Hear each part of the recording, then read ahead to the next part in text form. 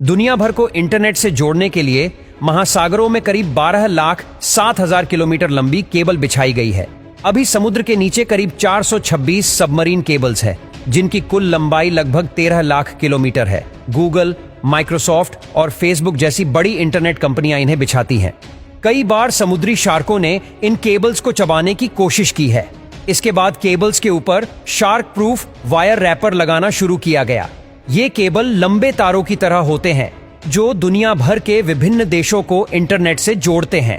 99% दुनिया में कम्युनिकेशन और डेटा ट्रांसफर समुद्र के नीचे बिछी कम्युनिकेशन केबल्स के जरिए ही होता है। इन केबल्स को सबमरीन कम्युनिकेशन केबल कहते हैं। लेकिन क्या आप जानते हैं इंटरनेट केबल का ये जाल कैसे काम करता है और यह केबल आधुनिक जीवन के लिए कैसे और कितनी महत्वपूर्ण है? मारिया नाम की इस केबल का वजन 24 नीले व्हेल के समान है। वैसे आपको बता दें कि इनमें से एक केबल को बिछाने में करीब 3 से 400 करोड़ डॉलर का खर्च आता है। यह केबल किसी अन्य मोटे केबल की तुलना में पतले होते हैं। यह केबल सुरक्षात्मक जेली, प्लास्टिक शीट और तांबे के तारों की परतों में लिपटे होते हैं। लेकिन अपने पतले आकार के साथ भी ये केबल अविश्वसनीय रूप से 100 गीगाबाइट प्रति सेकंड डेटा भेज सकते हैं और आने वाले नए केबल तो 400 गीगाबाइट प्रति सेकंड डेटा भेजने में सक्षम है।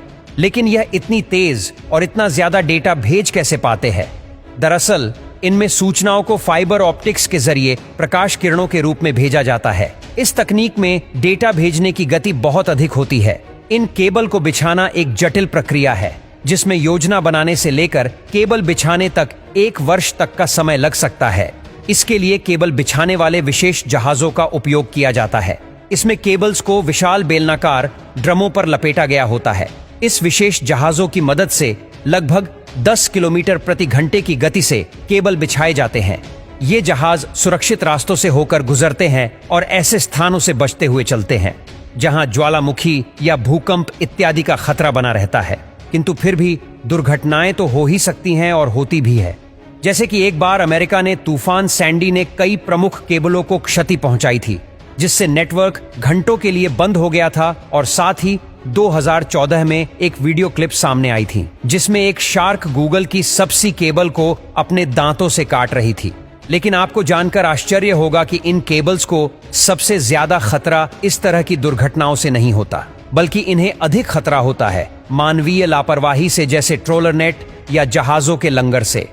इसके अलावा अमेरिकी सरकार ने विश्व को इन केबल्स के लिए एक और खतरे के बारे में चेताया है। उसका कहना है कि रूस या चीन इन केबल्स से छेड़छाड़ करके संवेदनशील नेटवर्क तक पहुंच सकते हैं। दरअसल इन केबल्स की लागत और रखरखाव बहुत अधिक महंगा होने के कारण इसे विभिन्न देशों की सरकारें या अर्ध सरकारी संस्थान संभालते हैं।